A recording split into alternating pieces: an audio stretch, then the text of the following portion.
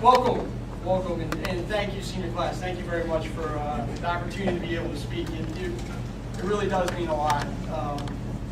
You guys can pick anybody. Mr. Miller, that was a great speech you did. So you guys, he set the bar pretty high. So I'm going to talk to him after this.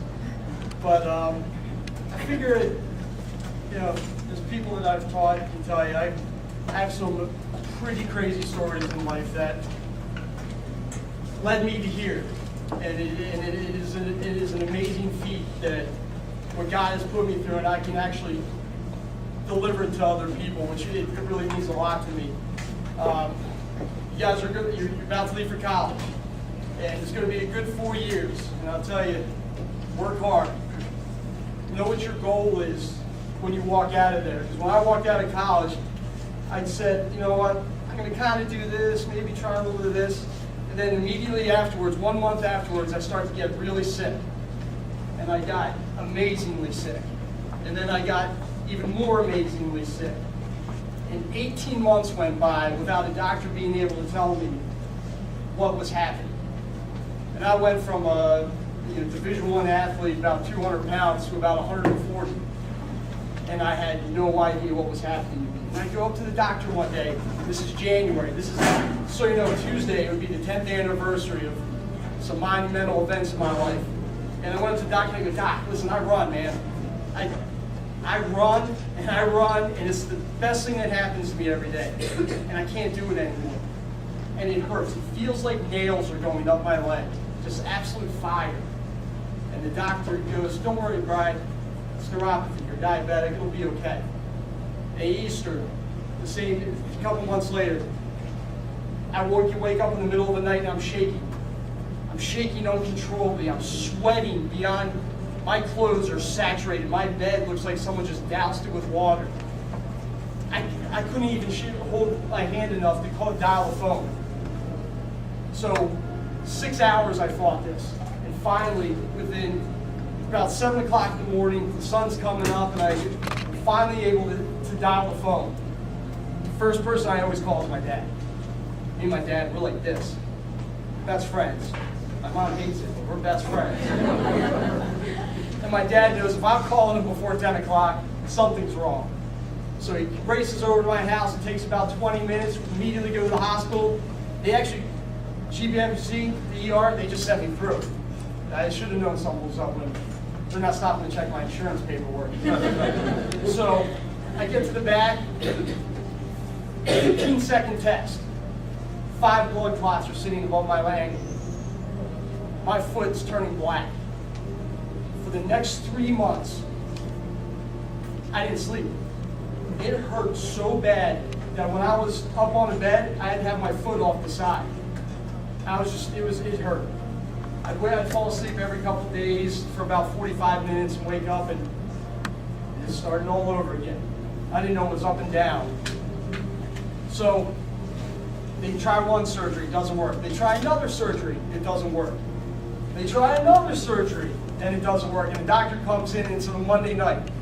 It's May 18th, 2005. The doctor goes, Brian, 24 hours, you got to tell me how much of your leg you want to lose. You go, well, I got a lot of stuff to do on my plate here, pal. We move this along a little bit. So the story goes that actually when he came in, I'm in tears. I'm just physically broken down. My body cannot take any more of this. And I walk away, or he walks away, comes back and goes, so how much? I go, I have to walk down the aisle at my buddy's wedding in 3 weeks. 3 weeks, I promise you. I promised him that I'm going to do it. I made a phone call, left a message. My buddy's a pretty tough guy, and he said he was almost in tears, so I knew I almost got him. But in that time, that was my goal. That was absolutely my goal. The first day I walked was that day. His wedding rehearsal. I didn't walk well, but I walked. 3 months later, I played in a lacrosse game. Probably the silliest thing I've ever done. Could hardly even walk at that time. The guy was making fun of me. On the field, the guy was making fun of me. I didn't really listen to him. My buddies actually played on a team with him. They got in a fight on the field with him about it. And I heard him say, he goes, you have no idea what it takes to do something tough in your life. To this day, that guy, that buddy of mine from high school, we played sports together, still right here. I'll take a bullet for that guy. So, but after the surgery, I wake up and they tell me I got to go to rehab. Rehab is not a place for me. And I didn't want to be there, didn't like it. A friend showed up every day I was there. My friend from high school. A guy that we were friends, we played on sports teams together, but we weren't the best friends. Every day he showed up. When I was in the hospital following this with all kinds of complications, he showed up every day. My parents, they were there for me. I lived by myself. My dad slept on this love seat for 3 months just to make sure I was okay. And the whole time I'm going, I don't get this. I don't get why. I was just cruising along like everybody else, why I couldn't just be like everybody else. It really upset me. And there was one day, and I remember this clear as day, this moment that changed my life, is that I'm in tears. I mean, I'm ragged. It's 8 o'clock in the morning. I'm calling my dad every moment until like 11. I'm sure he needed to get work done. And he still was there to listen to me speak, to let me vent. He goes, Brian, of all the people that you know, who would you rather this happen to? I go, nobody. My entire life, not even my worst enemy would I wish this on. He goes, all right, now what are you going to do about it? And that question right there changed my entire life. What am I going to do about it? So the first thing I do is I look up in the sky. I mean, it's really my ceiling in my living room. And I look straight up and I go, God, I know you and me have been odds lately. If I don't live every day to the fullest with a goal in mind, I didn't mean to live through this. So I put a list together of like 150 things that I wanted to do. The first thing on there was to thank everybody that helped me. Now, unfortunately for me, the health part, it went all right for a while. Then about 3 years ago, the illness that got my leg actually kind of made its vengeful comeback and cost me internal organs. So about 18 months ago, I had written up a will. I was living in Florida. I go, you know what, I think my battle's done. Again, the same conversation came up. Brian, you've never quitted anything. What are you going to do about this? Oh man, I just need to be reinvigorated here. So I wake up November 15th, 2013, with 60 staples in my chest, like in my gut. The doctor told me, hey, it's going to be laparoscopic, which means, there's only little marks. Yeah, laparoscopic, there's 60 staples in your butt. I don't know where the math went wrong on that. But he told me the organ that was not working well, when he took it out, he couldn't do it laparoscopically. Then when he took it out, it actually disintegrated in his hands. That was 8 hours of surgery. Woke up, man, I was sore for a while. And after that, and having that goal back in mind, I did something my parents really wish I didn't. 2 weeks later, I played in a hockey game. Why? Because goal setting to me is unbelievable. It changes the way you live your life. And the goal, after the second surgery, it took 3 of them, the goal of it was to get back playing another game in 2 weeks. My parents really wish I didn't do that one either, because I had a drain sticking out of my back. And it took an extra 3 hours of a 5-hour surgery to get it done. So the last one, Mr. Freeman will remember my last one. I was actually in a meeting here. It was on a Monday. You guys were coming back to school, I think the following Monday. New students were coming in on Friday. It's like, Mr. Davies, we'd like to maybe bring you aboard. I'll send you something over. I go, you mind hurrying up? I got to go to surgery about 3 a.m. tomorrow. And Mr. Freeman did send me a kind email later. On my way to the hospital, I did sign it. I still can't believe I actually remembered what email address to send it back to. And I was in surgery 2 hours later. And I woke up, and the people who had always been there with me, even though they weren't there with me in spirit, they were there with me because I owed them a thank you. Because when I wanted to quit on myself, they were there with me. Most of it, I told you, there was one buddy of mine. He was there every step. He went into surgery a couple weeks later. He wouldn't even tell me when. Like, come on, man, I owe you a thank you. He wouldn't let me show up there. I like his dedication, though. He knows I don't like the hospital, so he makes sure I don't stay in there when I don't have to. The friend that they got in an argument with his own teammate because of me, I owed him a thank you. That's why I played in those hockey games. Now, my parents, man, God bless them, and my sister. When I wrote these emails from Florida that I wasn't coming back, that I didn't think I was going to, they were there with me the whole time. My dad was with me for a lot of the bad stuff. And so, I learned two things from the whole thing. Decided that doctors don't like me. I mean, the last surgery, it's Tuesday I had it. Thursday, the doctor comes in, my dad's there with me. He goes, "Hey doc, my son leaves." He's like, "He's probably got a couple more days to recoup." My dad goes, "No, he's got work tomorrow. We really need him to get out of here." And I did. I showed up to the first week of work that I was here with you guys. I had 40 staples in my chest. And none of you would ever know that. And the reason I act this way, the reason I am the kind of, I'm going to say, I'm the insane history teacher. It's a role I play pretty well, I hope. That is one, goals are important to me. The goals that you set for yourself have to push you. In college, in life, they have to make you a better person. Not to say that I wasn't a good person before, but now I'm pretty high on myself. I like who I am because I try to attain goals that other people think are out of my reach. But I'm okay with failing about it. There's a lot of goals that I have not hit, and I'm okay with that. Why? Because no one else that I know will try harder than I do. Because I've seen the bad side. And I know in order to be the best person I am, I got to push it. Smiles.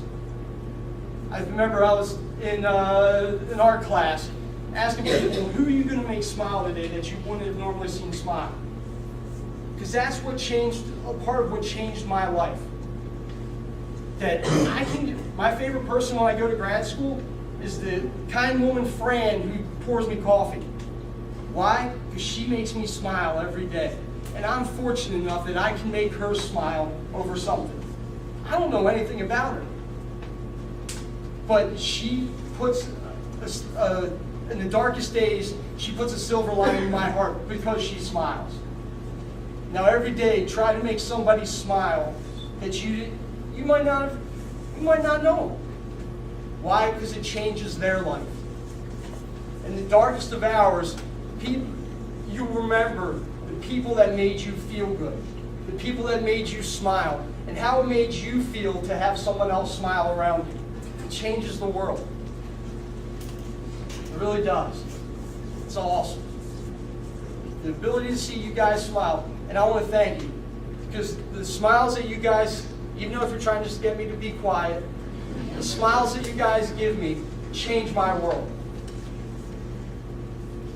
And this last one is thank you. Thank you is not something you just said. Thank you is what you do. How could I ever repay somebody for staying with me side by side for 6 months? I can't. Have you ever like talk to somebody and go, like, thank you? I know. But you know thank you's not enough. I can't thank my sister for letting me stay at her house when I was at the end. I can't thank my mother for being there, getting in people's faces about trying to get help for me. And I can't thank my dad for changing the way I live with one sentence. But it's an action. So every day, for 10 years, and for God willing, the rest of my life, I am saying thank you to the people who gave something for me. Your parents gave you something by allowing you to come here and be a part of something special. My parents gave up a lot, and I lost a lot. And they gave me so much more than I lost. And I can't, thank you just, that's why I almost can't even say it. It doesn't mean as much as what my dad taught me, is that actions are by what you do after. So the fact that my family was enabled me to be able to smile, to be able to see the fun things, be able to play with my niece and nephew when I couldn't hardly stand up. And there was one day, I spent the entire day on the floor. My dog was sitting there, God bless that dog. He's nudging me like, you good? Well, yeah, sure. Can you let me out? Yeah, I'm gonna try to. But what they gave up for my life to be better, I owe 10 times, a million times that I could give. I can't even put a number in a thank you, because thank you is not strong enough a word. My friends, when I see them, the people who've been with me through all this, the last thing I say to them when I leave is, I love you. I'm not afraid to tell it to them. People can make fun of me all you want, because my friends do. I love those guys and girls. I love them unconditionally. And to thank them, I try to place the love that they gave me and showed me to the people around me. And that's what I hope for you. That what you do from here, when you walk out of here, don't ever say, coulda, shoulda, woulda. Don't. Take part in everything. Earn the right to go to sleep at the end of the night. Give everything you have into school. Give it everything you have into your friends. Give it everything you have into the life that you have. Because as a teacher, you guys might want to come up and say thank you to us, but thank you means 100 times more if you are in action. When I see somebody who I've taught, who's gone and done something good, then I go, that's it. The thank you, yeah, you're welcome. But when I see them go do something, get straight A's in college, get straight C's in college. When they do something as an action to benefit the people around them and show them that they care and that they're reaching their goals because of what the people around them help them do, then you get it. And I hope, I pray that somewhere along the line, it hits you much quicker than it hit me. Because I went through life really pushing, but I didn't get it. And after this, now I get it. That I'm here because God put me in a good place. The people around me are good. My family's amazing. My friends, God bless them, they put up with it. But because of them, now I need to have a goal to how I'm going to show thank you. I need to show them thanks, and I need to tell them I love them for who they are. So when the day comes, and there's an opportunity to show how good you are of a human, do it. Even to a person you may never see before in your life. Because I live by a quote. This is from John Bunyan, who's a 1600s writer, author, says, "You have not lived until you have done something for someone who will never repay you." The people around me, I can't repay them. Now I have to repay people that will never be able to repay me, and I know they will do the same. So we walk out of here, set the goals high, accomplish amazing things, but do it with the foundation of the people around you, and always let them know that they mean something special and that you attained it, whatever goal it is, along with them. Because that will make the whole difference in this world. So I hope I said it eloquently. But God bless. Go on, enjoy the days. See you guys in the reunion.